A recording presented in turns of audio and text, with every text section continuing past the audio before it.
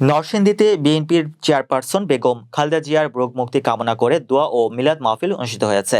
সন্ধ্যায় শহরের চিনিশপুরে জেলা বিএনপির অস্থায়ী কার্যালয়ে দোয়া ও মিলাদ মাহফিল অনুষ্ঠিত হয়। নরসিংদী প্রতিনিধি জানান, বিএনপির যুগ্ম মহাসচিব ও নরসিংদী জেলা বিএনপির আহ্বায়ক খায়রুল কবির খোকনের সভাপতিত্বে সদস্য সচিব মঞ্জুর এলাহির সঞ্চালনায় দোয়া ও মিলাদ মাহফিলে জেলা বিএনপির যুগ্ম আহ্বায়ক সর্দার সাখাওয়াত হোসেন বকুল, M A Jalil, advocate Abdul Baset, অধ্যাপক বিজি রশিদ নওশের, আকবর হোসেন, নরসিংদী শহর বিএনপির সভাপতি গোলাম কবির কামাল, সদর থানা বিএনপির সভাপতি আবু সালে চৌধুরী, জেলা বিএনপির যুগ্ম আহ্বায়ক দিন মোহাম্মদ দীপু, আমিনুল ইসলাম বাচ্চু, খবিরুল ইসলাম বাবুল ছাড়া জেলা বিএনপির বিভিন্ন স্তরের নেতৃবৃন্দ সহ সহযোগী সংগঠনের নেতাকর্মীরা উপস্থিত ছিলেন। এ সময় বিএনপির যুগ্ম মহাসচিব ও নরসিংদী জেলা বিএনপির আহ্বায়ক খায়রুল কবির খোকন বলেন, বর্তমান সরকার দেশের মানুষের আস্থা হারিয়েছে, তাই ডামি প্রার্থী নির্বাচন দিয়ে রাষ্ট্রীয় ক্ষমতাকে আঁকড়ে ধরে আছে।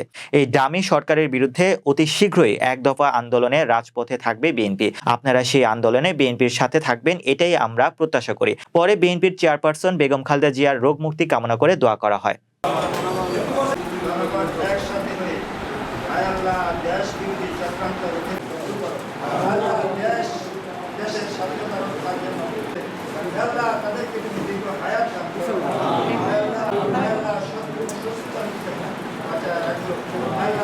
বেগম খালেদা জিয়াকে মৃত্যুর দিকে ঠেলে দিচ্ছে শেখ হাসিনা নিজে, তার ব্যক্তিগত আক্রোশ বিদ্বেষ এবং তার যে বেগম খালেদা জিয়ার তার প্রতি যে আক্রোশ বিদ্বেষ তারই বহিঃপ্রকাশ হচ্ছে। তার বিদেশে উন্নত চিকিৎসার জন্য পাঠাচ্ছে না, তাই তার দিন দিন তার শারীরিক এই চিকিৎসা বাংলাদেশে নেই, বিদেশি এই চিকিৎসা হতে পারে, তাই তাকে তিলে তিলে হত্যার দিকে ঠেলে দিচ্ছে। যদি বেগম খালেদা জিয়া কিছু হয়, সমস্ত দায় দায়িত্ব শেখ হাসিনাকে বহন করতে হবে।